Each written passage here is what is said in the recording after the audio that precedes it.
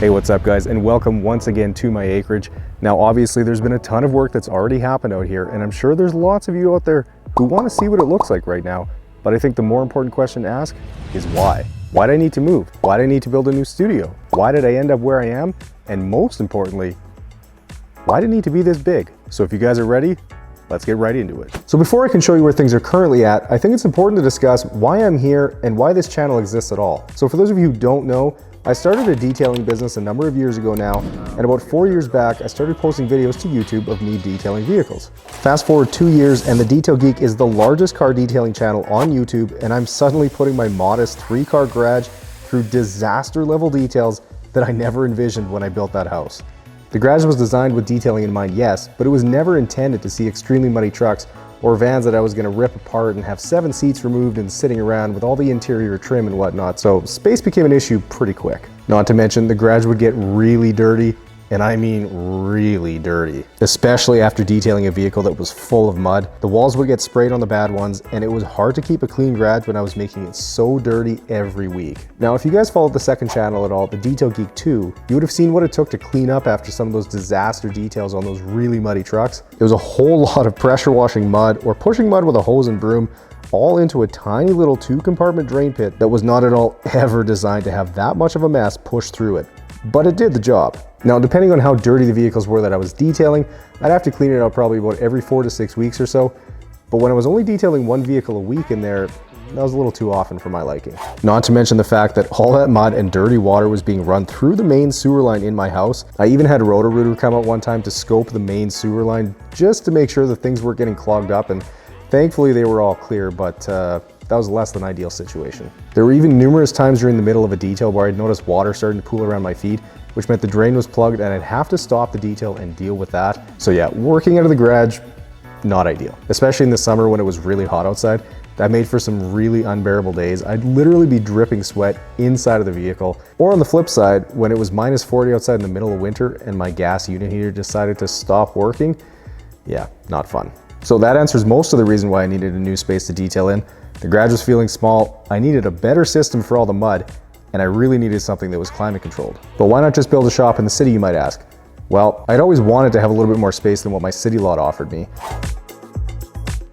Now, after designing and landscaping the entire backyard myself, I found myself growing a little bit restless. I needed some projects to dig into, and the timing was perfect to make that happen. So in April of 2020, I started looking for a bare plot of land that I could build on. However, that turned out to be somewhat of a difficult thing to do, as I had a few stipulations knowing I'd be building a detailing studio out there and working out there. Number one, it had to have paved roads all the way to my lot, and that narrowed the search quite a bit. Number two, it had to have treated water hookup from a nearby town. Sure, I could dig a well, but the quality of water you're gonna get from that is gonna be far worse than any treated water source, and I really didn't want to have to come up with some crazy filtration system to deal with that. And number three, I had to be able to build a shop that was big enough for my detailing studio and to leave me with a nice sized shop for all my equipment, toys, and a little bit of a work area too. I initially had my eye on a couple of empty lots, but wasn't able to get in touch with the owner of one as it wasn't for sale, though I did try. And the other was for sale, but the guy was out of his mind and asking a ridiculous amount of money for it. But that didn't matter, as by August of 2020, I had found a lot that would soon be the site of the biggest build I'd ever taken on. And that's when the planning started. I started working with the same builder that had built my last 2 houses on the design of a new house and of course a new shop and studio. Now, as far as the house goes, I just wanted to go a little bit bigger than what I'd had before, as I really didn't have any space limitations on the acreage here. And as for the shop and studio, well, 3,000 square feet was the maximum shop that I was allowed to build. So I've got about roughly 1,000 square feet for the detailing studio, and then the other 2,000 square feet is the mechanical room, the shop, and the bathroom. Now, if you want to see the entire in-depth construction process of the shop and the studio here, then head over to the Detail Geek 2, as there's an entire playlist of videos. There's 12 episodes that cover the entire build from start to finish. But for now, I'll just walk you through some of the highlights. The build started with leveling the dirt, getting screw piles in the ground, and then pouring the 3-foot grade beam that the structure would ultimately sit on. Now, the overall size of the building is 46 feet by 66 feet, with the studio being 30 feet wide by 34 feet deep. And then shortly after that, the structure was all framed out and then sheeted and closed in.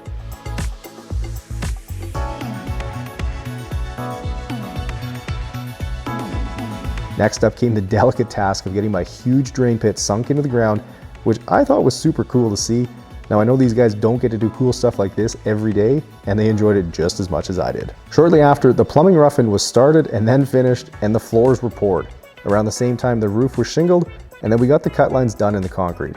And it wasn't long after that, and the electricians were out working on the electrical rough-in, which first involved a detailed walkthrough with myself to plan out where every single outlet, fixture, and light switch would go. And as usual with all my builds, I go overboard with electrical because you just never know when you're going to need an extra outlet.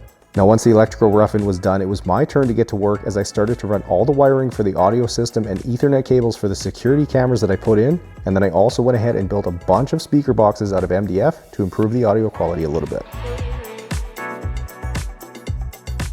Next up was the plumbers to get all the water lines roughed in, and then the whole building was insulated and polyed, and then the guys got to work on putting the PVC panels on the ceiling in the studio.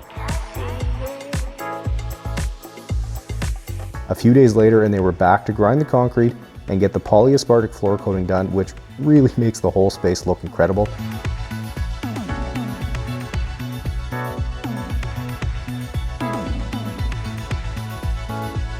That's something I did over in the house garage as well, and I really just love it. Next up was the cabinets, and then the walls were covered in a PVC slat wall product that is not only waterproof but also offers some utility as you can hang all sorts of things from it. And speaking of hanging things, the exposed ductwork was the next thing to get installed, and then the shop side cabinets went in as well. Not long after that, and the studio side was nearly finished off with the installation of my sign, and then I took care of a few outstanding items like the countertops, sink cutouts, and the grating for my drain pit, which needed to be cut down to size. And of course, some of the fun items like the studio TV, audio system, and building some shelving units for the shop. But of course, before I could have vehicles come out to the studio, I needed to get the driveway in front of it finished with reclaimed asphalt. Now, obviously pavement would have been a much nicer option, but knowing how much work is going to go on in the yard over the next few years and how messy it's going to be, I knew it would be a waste of money at this point to pave it, but it is something that I'd hopefully like to do down the road when things are a little bit more finished. So there you have it. The shop is finished around September of 2022, and of course the house was being constructed at the same time, so I moved in that month and obviously sold my other house in the city. But that's not where the work started. Ever since I bought the lot, I've been busy planning, designing, and working on transforming the rest of the yard into my own little paradise. And trust me when I say this, it's not going to be your average acreage. I'll be pushing the envelope every step of the way and won't stop until I've created one of the most epic and beautiful acreages around. Subscribe to the channel, turn the bell on, and come along for the ride, as the next video is where it all begins.